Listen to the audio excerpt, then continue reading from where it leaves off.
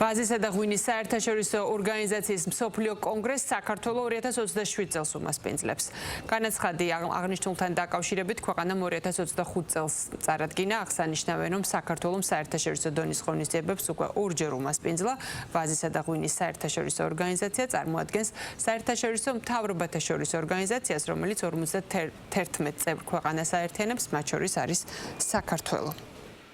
ამ დარგში ეს ორგანიზაცია არის ყველაზე მნიშვნელოვანი ორგანიზაცია, სადაც გაწევრიანებულია 50-ზე მეტი წევრი ქვეყანა, ასევე ყავს ძალიან სერიოზული დამკვირვებელი ორგანიზაციები, როგორიც არის თქვათ გაერთიანებული ერების ორგანიზაცია.